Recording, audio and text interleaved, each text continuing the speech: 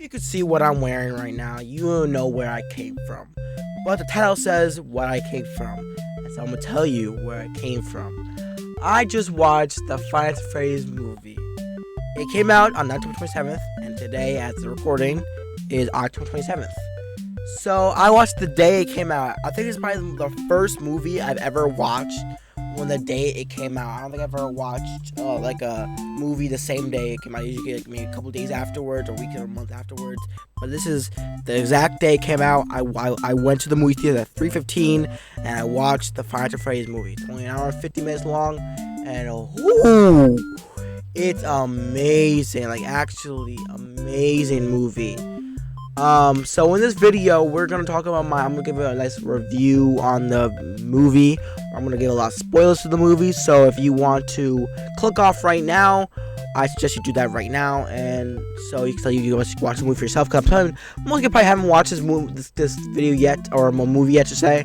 So you see the video afterwards, and I'll give some of my reviews and opinions and spoilers of the movie and all the cool references that came in the movie. So if you guys want to see that, just please click back on this video after you watch the movie. So yeah, but I'm gonna talk about my opinions and all the fun stuff about the movie.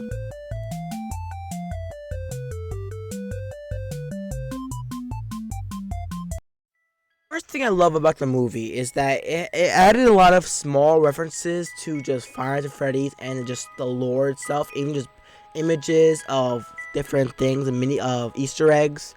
For example, the start of the movie had Mike Schmidt having a book that says called Dream Theory on it, which is a callback to one of Matt Pat's most famous theories out there, where it talks about how he everything was a dream, and then one of the guys at the said to Mike, "Is you sure this is true?" And I said, "I don't." He's like, "I don't know. A lot of people believe it though." Which I don't know. That's like, I'm sure Matt Pat's gonna cover this in his video, saying like, "Is this true lore, or is it like is he making fun of me, kind of thing?" Because I mean, the Dream Theory was a big, huge thing in the FNAF series. It was like it's Matt Pat's most viewed video on his channel of lore based thing. So it was big on the lore section. Next big piece of mini games from a mini game, I believe, or from FNAF World, Easter egg was when Mike Schmidt went to it was in the mall. He went to an ice cream parlor, and the ice cream parlor, don't know the name of it, but the logo was Chica's Magic Rainbow, whatever, Chica's Rainbow from Five Nights at Freddy's World. So that's pretty cool. It's like, it wasn't like a weird image of it. It wasn't like a reskin. It was the exact image, so you knew what it was and who it was. You could tell it was Chica's Magic Rainbow from Five Nights at Freddy's World. And then the movie went on as Mike Schmidt went to they got fired from the job because he beat some guy senseless. I'm not gonna go through the movie entirely, obviously, because I want to get to the Easter eggs and my opinions on the movie. I don't want to talk for too long on it. And then he gets offered the job for Freddy Fazbear's Pizzeria. His first night wasn't too bad. Like every other night, he really didn't have much. And he had this reoccurring dream about the 5 children. Some other many little Easter eggs were, first things first, in the second night, these dudes were trashing the Five Nights at Freddy's, and one of the kids was wearing actually a Midnight Motorist shirt. So like it was a black shirt with the Midnight Motorist mini game that's plastered on it, which is pretty cool. The music itself in the game weren't there at all, so you were expecting music from that. It didn't come. Also on night 2, a new girl character comes, and her name is actually Officer Vanessa, or cop. Oh, she's a minister and she's a cop. So definitely an Easter egg to FNAF's location as well, because she's the main antagonist, I guess. I don't know if you call her antagonist. I mean, Vanny's the antagonist of FNAF Security Breach, but is Officer Vanessa, their alter ego, is she the antagonist? But she is a character in FNAF Security Breach. She just later gets stabbed. I'll say later by whom she gets stabbed by, but she lives, so it's fine. So Officer Vanessa's still alive. And the nights go on. The kids don't. The Abby, she doesn't die. That's one big thing that people were worried about, that she may have died. A lot of little references that they like Balloon Boy skit where like after he opens like a weird like Maximum opens up like a weird locker or cabinet and he would just stare at you, and then you turn the Balloon Boy little thing around, and at the end of the movie, Corey Kenshin, the YouTuber, obviously he was shown in the some of the ads for leading up to the movie. He had his own segment at the end of the movie where he was sleeping in his taxi car, and then Balloon Boy would come, the toy would come in the car and scare him. That's pretty cool too. Plus, another YouTuber was actually shown in the movie, which people probably didn't know about. Matt Pat. Matt Pat made an appearance in the movie as well. So before, it was like in the middle of the movie, like around I think night one or two. They were like this few were sitting at a diner table. It was like Mike's aunt, I guess. A lawyer, and then a few other people who are with on side because they want to take Abby's away from Mike for custody because he's doing a kind of poor job at that. And so the Matt Pat comes in as a waiter to give him menus, and then she says, no, I don't want to eat food, so she takes the menus away. I don't know what Matt Pat said in the middle of it, but all I remember hearing him say was, it's just a theory. Whoa. He said the line. He said the thing. It's just a theory. So that was a great Easter egg. That was better than Corey Kenshin. I mean, Corey's cool to see in the movie. I mean, we knew about it before the movie came out, which kind of was a little more secretive. But Matt Pat, super secretive, had his line in the movie, and it was just cool to see him actually in the movie.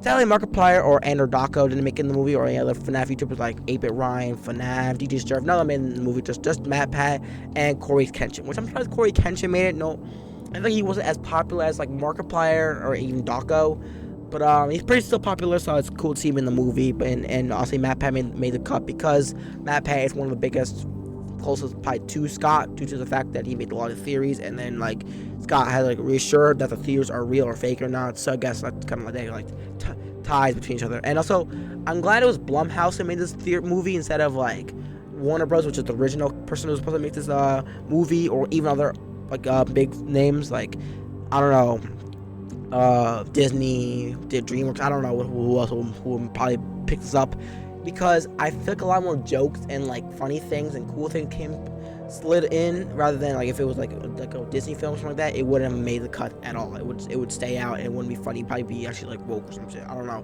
but it was a great movie because it wasn't like that at all. This is like the one remake of any movie and anything that it was actually good. The remake of like or like a live action, quote unquote live action of a game. It was honestly, and the quality of the game, like of everything, was pretty good. It wasn't like some like goofy ass stuff. I heard some people screaming like from little jump scares. A few of the Easter eggs was when you're like when Mike was running in a hall and gets stuck on a door, can open the door. Foxy would go down the other side of the hallway, and he would do his FNAF 1 song, da da dum dum dum da dum dum dum da da dum dum dum diddy dum. I could go do the full thing, but he did that. And so that's like, I mean, he didn't do it like exactly like FNAF 1, but he did it like close to it as possible he can. So, he was that meme, that joke, that reference to FNAF 1. Also, another thing is, if you guys saw in the ads where like Mike was strapped up to a chair, getting like these razor things going to try to kill him. That's actually the way to put on.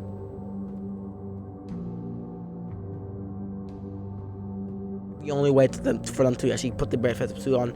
The android's not going to hold them down when they push their stuff in them. So what you do is they strap you to the chair, and then the Freddy Fazbear head will like cut into your face and like push it and put it onto you, and then the whole body will come onto you after you're pretty much dead. After that, your face is like almost like shaved off by the fucking razors. So that's what that I kind of cleared up. It's not a new animatronic that's about to kill you. It's just how they put the suits on for people who are not like kids, I guess, like endoskeletons, but not really. They also made some references to actually the book as well. So one of the references, I think it was FNAF Fazbear Frights 3. The cover art of the book was a character actually in FNAF the movie. It actually made it helped because it added like the scene of like what spring locks are and stuff like that.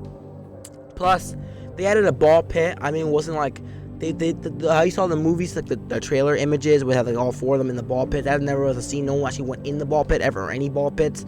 So I don't know where that came from. No one was really in the ball pit. I don't know why that's a big thing. I guess just because the only thing that's really big is because in another one of the books, the front page was when Spring Bonnie was in a ball pit to scare or to take away from one of the children. I don't know who was it, but yeah. Any other Easter eggs I'm trying to think of at the time? They had like it wasn't like they had a lot of Easter eggs like that. I want to get to the main part of the movie, which is like the best part of the movie, I think, in my opinion, because it's kind of what we wanted.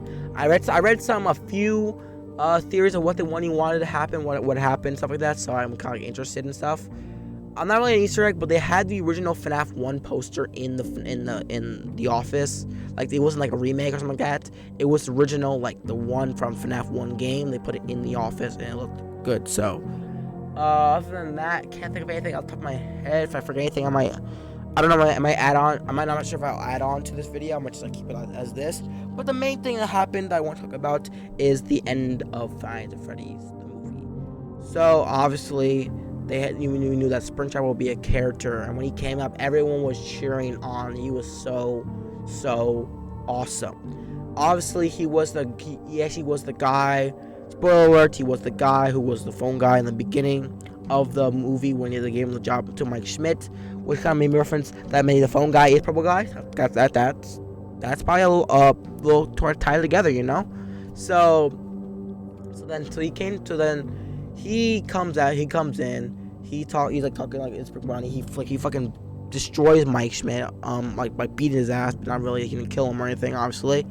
The animatronics were kind of like watered down, like destroyed, like electrocuted by the time because they were like fighting them, but they came back to life because Springtrap is in control of these animatronics. So then he starts beating them up, and then Vanessa, who we saw before, Officer Vanessa, is actually William Afton, aka Purple Guy, aka Springtrap, which he mentioned, he's William Afton. People cheered in the fucking theaters as well for this one. Vanessa is the daughter of William Afton. Whoa! Which kind of puts the theory into another theory into there, where like Vanessa is Elizabeth Afton, and then Vanessa is Elizabeth Afton, and William Afton is obviously Springtrap always, and then Freddy is Michael Afton, something like that, and the crying child is obviously Gregory, something like that. So, but they didn't really go into that deeper. Other than that, I think they did this to add the theories into they did this to add the famous theories of Matt Pat into the movie, just to troll, I guess, or like joke around. But I don't know if they were real. So then Springtrap comes in. He takes his mask off. It doesn't really matter because just know that the guy from before the phone guy was the Purple Guy or William Afton. He starts fighting his daughter Vanessa and then stabs her in the stomach. Crazy, didn't expect that to happen.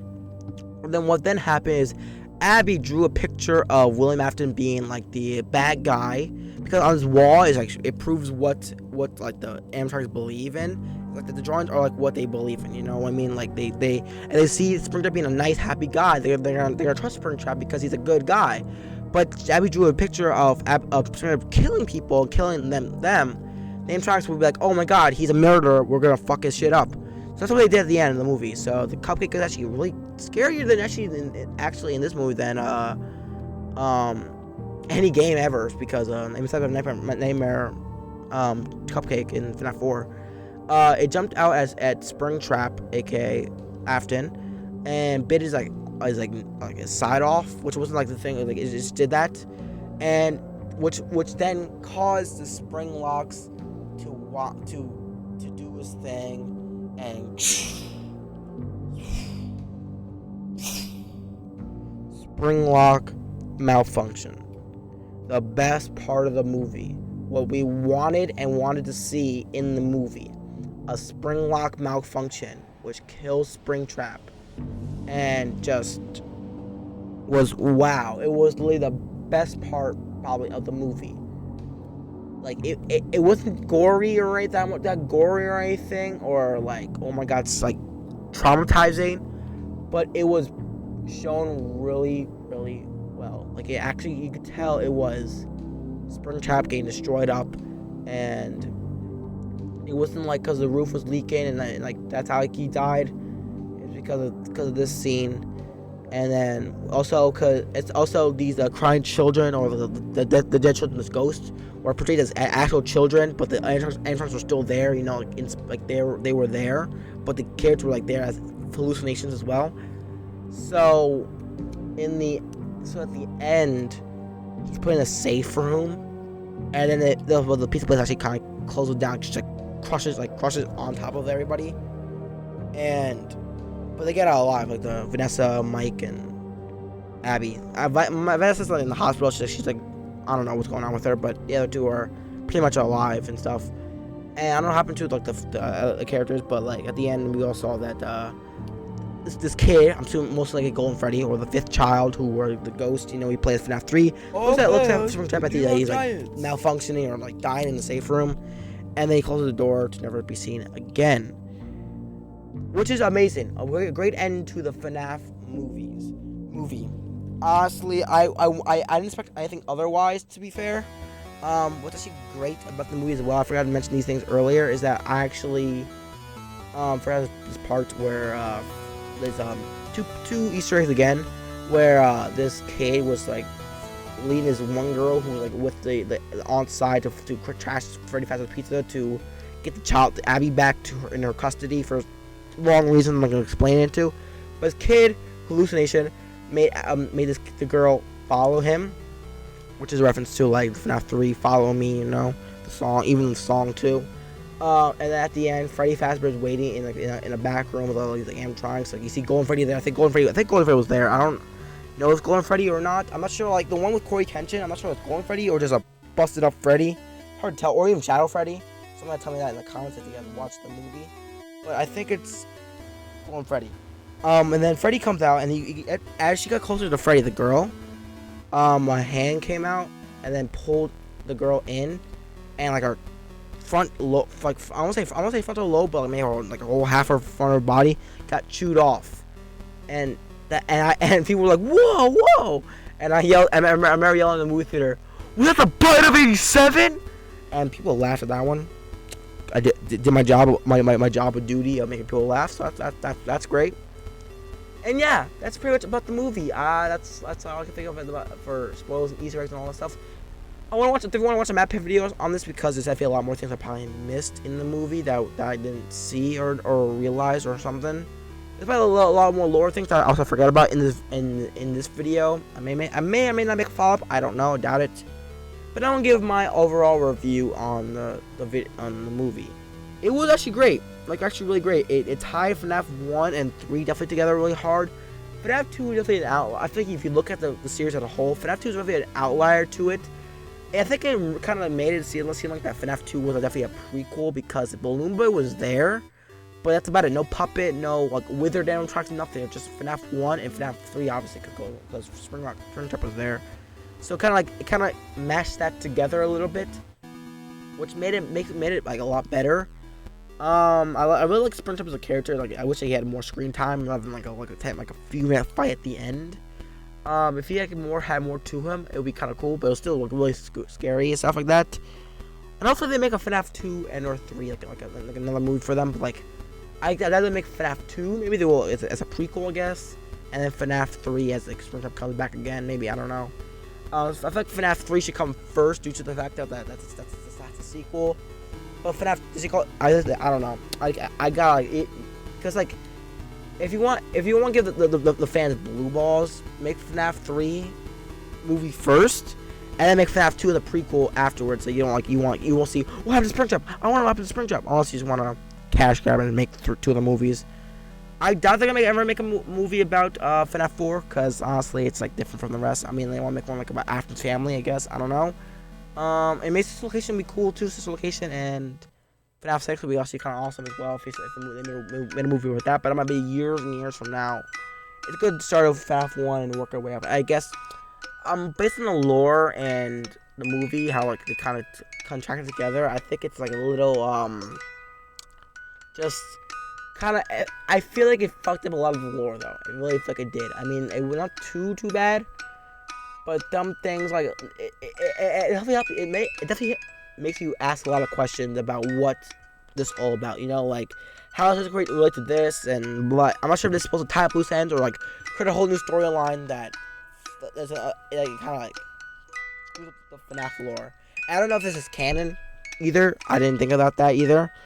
But if it is canon or not, we'll see about that. But anyways, I think that's about it. Talk about the FNAF movie. I hope you guys to see it. It's a really great movie. Honestly, I loved seeing it. I wore my FNAF shirt, and I wore a FNAF pin, and I wore a FNAF beanie to the movie. I also brought my Freddy Fazbear plush to the movie theaters. It was a packed crowd this day. One more thing before I end off the video. In the end credits, they had 2 Easter eggs I forgot to mention. One was the FNAF 1 by song, but the Living Tombstone played in the end credits. Forgot to mention that. That's important. So like as the screen turned black at the end, it started going bum bum ba bum bum. We're waiting every night to finally roam and invite newcomers to play with us. So many years we've been all alone. It was great. I'm actually supposed to post a proof of that right now. I have actually an image of me taking a picture of it in the credits, so it does exist. As for another Easter egg, I couldn't really hear this one much, but I know it was there. It was you know, in the save them mini game in FNAF 2, when you die, they have like there's this weird rangy guy says like SAVETHEM. You know, they had that at the end of the movie. I didn't hear what the guy said. He said, but I think I'm not sure he said save them or something else. But it could have been lore. Could have been like something else at the end. So my throat's closing up now, so we're gonna end off the video. Hope you guys enjoyed this video. If you did, leave a like and subscribe. Do watch a FNAF movie. It's a pretty awesome movie, and I'll see you guys in another video. Peace and much lights. Don't do that bleach, and obviously stay lit.